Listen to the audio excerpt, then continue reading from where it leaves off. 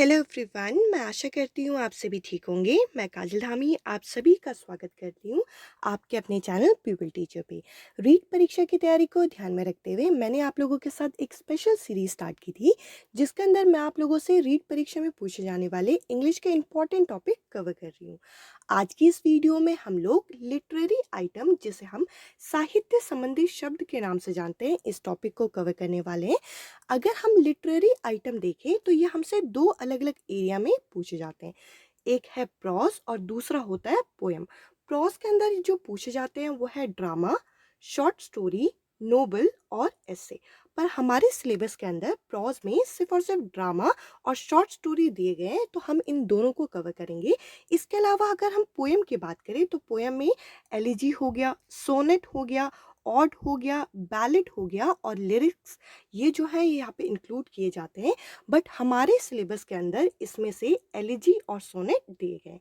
तो यानी कि आज की इस पर्टिकुलर वीडियो में मैं आप लोगों के साथ सोनेट, एलिजी, शॉर्ट स्टोरी और ड्रामा, इन चारों टॉपिक को कवर करूंगी जो कि लिटरेरी आइटम के अंदर हमसे पूछे जाते हैं। तो चलिए वीडियो शुरू करें। सबसे पहले हम लोग डिस्कस करने वाले हैं सोनेट को। सबसे पहले हम कवर करेंगे सोनेट को, जो कि एक ऐसी पोएम मानी जाती है जिसके अंदर 14 लाइन देखी जाती है। मीन्स एक ऐसी पोएम जो कि 14 लाइन की होगी, इसको हम सोनेट के नाम से जानते हैं। और ये जो सोनेट वर्ड है, ये एक इटालियन वर्ड सोनेटो से डिराइव हुआ है। हमारे प्रीवियस ईयर रीट की परीक्षा में एक प्रश्न पूछा गया था, ये जो सोनेट होता है ये क्या है? तो ये एक आयम्बिक पेंटामीटर माना जाता है। आयम्बिक पेंटामीटर क्या होता है? पंचपदी पद को हम आयम्बिक पेंटामीटर के नाम से जानते हैं। तो देखिए क्वेश्चन कुछ इस तरीके से था, आयम्बिक पेंटामीटर किसको माना जाता है? और चार ऑप्शन कुछ इस तरीके से थे, सोनेट हो गए, एलजी हो गए, ड्रामा, शॉर्ट स्टोरी। तो हमें पता होना चाहिए आयम्बिक पेंटामीटर जो है ये सोनेट के लिए यूज किया जाता है। अब चलिए आगे बढ़ते हैं। अब हम डिस्कस करेंगे कि सोनेट जो है ये दो अलग अलग टाइप के होते हैं। पहला है इटालियन सोनेट। सोनेट की स्टार्टिंग जो है वो इटली से हुई थी, इसीलिए इसके नाम पे ये सोनेट का नाम पड़ा है इटालियन सोनेट। ये पेटार्कन सोनेट मानी जाती है, जिसके अंदर 14 लाइन देखी जाती है। अब ये जो 14 लाइन है, इसे किस तरीके से स्प्लिट किया गया है?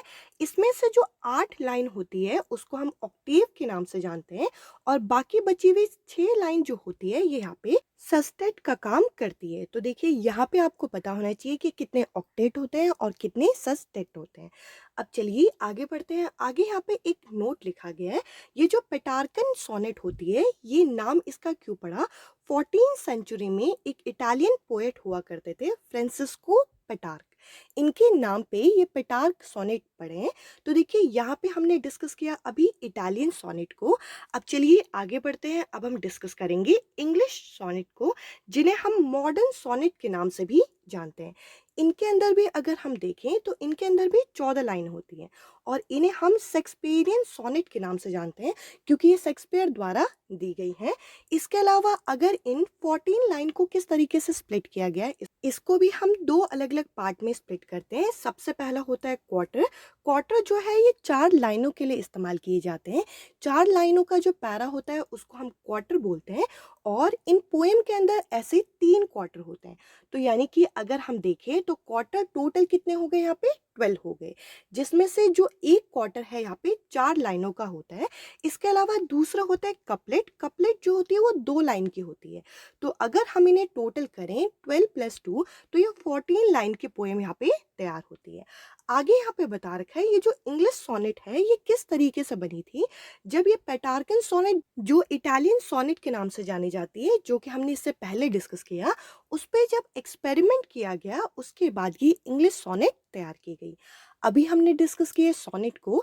तो देखिए इसमें हम लोगों से क्या चीज़ें पूछ ली जाती हैं कि ये जो सोनेट है ये कहाँ से डिराइव हुआ, इसके अलावा आयम्बिक पेंटामीटर क्या होते हैं, साथ ही साथ हम लोगों से इनके लाइन के जो डिवीजन हमने अभी डिस्कस किए, जैसे कि क्वार्टर कितने होते हैं, कपलेट कितने होते हैं, ये हमसे यहाँ पे पूछे जाते हैं। अब चलिए आगे डिस्कस करते हैं हम अगला लिटरेरी आइटम, जो कि है ड्रामा। ड्रामा एक ऐसा लिटरेचर माना जाता है जो कि इस पर्पस से लिखा जाता है ताकि वो किसी और के सामने, ऑडियंस के सामने परफॉर्म किया जाए। ड्रामा जो होता है हम ऑडियंस के सामने परफॉर्म करते हैं, और उससे पहले उनकी एक स्क्रिप्ट लिखी जाती है। तो देखिए यहाँ पे बता रखा है ये एक तरीके का ऐसा प्रॉज़ माना जाता है जिसके अंदर हम डायलॉग को, स्पीच को, एक्शन को और वेरियस कैरेक्टर को पहले रिटन फॉर्म में लिखते हैं और उसके बाद उसे प्रेज़ेंट करते हैं इन फ्रंट ऑफ ऑडियंस। अब चलिए आगे बढ़ते हैं। आगे अब हम डिस्कस करेंगे कि ड्रामा कितने टाइप के होते हैं। ड्रामा को भी यहाँ पे 2 अलग-अलग टाइप में स्प्लिट किया गया है। सबसे पहला है ट्रेजेडी ड्रामा। देखिए इसके नाम से हम लोगों को क्लियर हो रहा है एक ऐसा ड्रामा जो कि यहाँ पे सस्पेंस क्रिएट करे। एक ऐसी स्टोरी जो कि हम लोगों को सस्पेंस क्रिएट करती है कि आगे क्या होगा। इस तरीके के जो ड्रामा लिखे जाते हैं उसको हम ट्रेजेडी ड्रामा के नाम से जानते हैं। अब देखिए ये जो ट्रेजेडी ड्रामा है इसे 2 पार्ट में स्प्लिट किया गया था सेंचुरी के बेसिस पे। तो देखिए 16 सेंचुरी से पहले जो ड्रामा बने थे उसको हम ही ड्रामा के नाम से जानते हैं जो कि शेक्सपियरियन ड्रामा के नाम से भी फेमस है। और 16 सेंचुरी के बाद जो ड्रामा लिखे गए वो यहाँ पे शी ड्रामा के नाम से जाने जाते हैं जो कि अगस्टिन एज माना जाता है। तो हमसे पूछा जाता है कि ही ड्रामा किसके द्वारा लिखी गई है, तो हमें पता होना चाहिए शेक्सपियरियन ड्रामा कहा जाता है इन्हें। शी ड्रामा जो है ये अगस्टिन एज माना जाता है। इसके अलावा सेंचुरी भी आप लोगों को पता होनी चाहिए कि ये जो शेक्सपियरियन ड्रामा है ये पहले चली थी जो कि 16 सेंचुरी से पहले पहले, और उसके बाद अगस्टिन एज चला था जो कि शी ड्रामा के नाम से जाना जाता है। अब चलिए अगला टाइप यहाँ पे डिस्कस करते हैं जो कि हम कॉमेडी ड्रामा के नाम से जानते हैं। देखिए यहाँ पे हम लोगों को जैसे नाम से क्लियर हो रहा है कॉमेडी वर्ड, यानी कि एक ऐसा ड्रामा जिसकी जो एंडिंग होगी वो हैप्पी एंडिंग होगी और साथ ही साथ हम लोग काफ़ी सेटिस्फाई भी होंगे। और इसके अलावा कुछ ऐसे ड्रामा होते हैं जो कि ह्यूमर क्रिएट कर देते हैं हमारे आसपास। ऐसे ड्रामा को भी हम कॉमेडी ड्रामा के अंदर रखते हैं।